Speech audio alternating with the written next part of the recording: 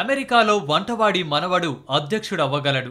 భారత్లో టీ అమ్మిన వ్యక్తి ప్రధాని కాగలడు అని మొన్నీ మధ్య ఒబామా అన్న మాటలు గుర్తున్నాయి కదా. కానీ స్మృతి ఇరానీ గురించి తెలుసుంటే హోటల్లో కప్పులు కడిగిన అమ్మాయి క్యాబినెట్ మంత్రిగా మారగలదు అని ఖచ్చితంగా ఆమె గురించి ప్రస్తావించి ఉండేవారేమో. ఢిల్లీ వీధుల్లో తిరుగుతూ సౌందర్య ఉత్పత్తులమ్మిన దశ నుంచి అత్యంత పిన్న వయసులో కేంద్ర మంత్రిగా ఎదిగే వరకు స్మృతి వేసిన ప్రతి అడుగు ఓ కొత్త చరిత్రకు పునాది. దేశ ప్రధానినే కాదు, సామాన్య ప్రజానికాన్ని కూడా ప్రభావితం చేసే శక్తి ఆమెది. ఆమె ఎక్కడ మొదలైందో తెలుసుకుంటే కసి ఉంటే ఓ మనిషి ఎక్కడిదాకా వెళ్ళొచ్చో ఇట్టే తెలిసిపోతుంది.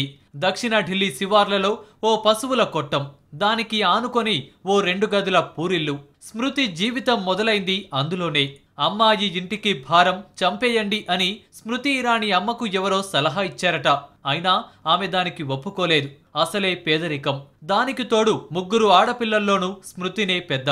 10వ తరగతిలో ఉన్నప్పుడే చిన్న చిన్న ఉద్యోగాలు చేస్తుండేది. కాలేజీ మానేసి దూర విద్యలో చదవడం మొదలుపెట్టింది. 16 ఏళ్ల వయసులో ఇప్పుడు తన కార్యాలయం ఉన్న ఢిల్లీ జన్పద్ వీధుల్లోనే రోజుకు 200 రూపాయల జీతానికి సౌందర్య సాధనాలను మార్కెటింగ్ చేసే ఉద్యోగం చేసేది. అందంగా ఉంటుంది కాబట్టి మిస్ ఇండియా పోటీలకు ప్రయత్నించమని స్నేహితురాలు స్మృతికి సలహా ఇచ్చింది. ముంబై వెళ్లాలంటే 2 లక్షల రూపాయలు అప్పు చేసి రైలెక్కింది. పోటీల్లో అందరి అంచనాలను తలకిందులు చేస్తూ ఫైనల్ 5కు చేరుకుంది. దురదృష్టవశాత్తు త్రుటిలో మిస్ ఇండియా కిరీటం చేజారినా ఆ పోటీల ద్వారా కొండంత ఆత్మవిశ్వాసాన్ని కూడగట్టుకుంది. పోటీల నుంచి బయటకు రాగానే స్మృతికి కళ్ల ముందు 2 లక్షల రూపాయల అప్పు కనిపించింది. వేరే దారి లేక బతుకు తెరువు కోసం బాంద్రాలోని మెక్డొనాల్డ్స్ లో ఉద్యోగానికి చేరింది. టేబుళ్లు, ఫ్లోర్లు శుభ్రం చేయడం దగ్గర నుంచి ఆర్డర్లను సప్లై చేయడం వరకు అన్ని పనులు చేసింది. అవకాశాలు ఆలస్యమయ్యే కొద్దీ స్మృతిలో పట్టుదల పెరుగుతూ వచ్చింది. ఓ శానిటరీ నాప్కిన్ల ప్రకటన ద్వారా టీవీలో ఓ 2 సినిమా కార్యక్రమాలకు యాంకరింగ్ చేసే ఛాన్స్ దొరికింది. ఆ తరువాత ఊళ్ళలలా అనే కార్యక్రమంలో వరుస ఎపిసోడ్లలో కనిపించింది. వాటిని చూసిన శోభా కపూర్ స్మృతిని తన కూతురు ఏక్తా కపూర్ కు పరిచయం చేసింది. స్మృతి జీవితాన్ని మలుపు తిప్పింది ఆ పరిచయమే.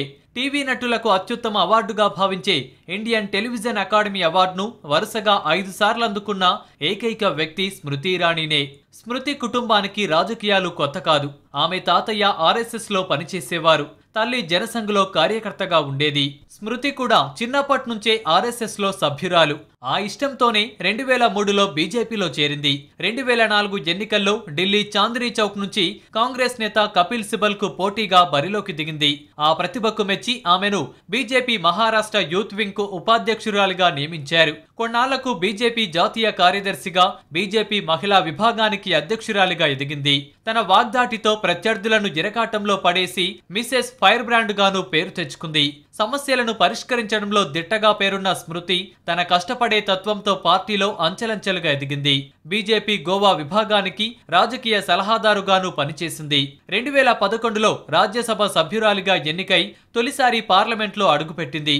ఇప్పుడు మోడీ క్యాబినెట్లో మానవ వనరుల అభివృద్ధి శాఖ మంత్రిగా ఎంపికై అందరినీ ఆశ్చర్యపరిచింది. పశువుల పాకలో పెరిగి వీధి వీధి తిరిగే ఉద్యోగం చేసిన అమ్మాయి కేంద్ర మంత్రి కాగలిగినప్పుడు పట్టుదల ఉంటే సామాన్యులు ఏదైనా సాధించగలరు. ఓసారి ప్రయత్నించి చూడండి అన్నది యువతకు స్మృతి ఇరానీ చెప్పే మాట. మరి ప్రయత్నిస్తారా?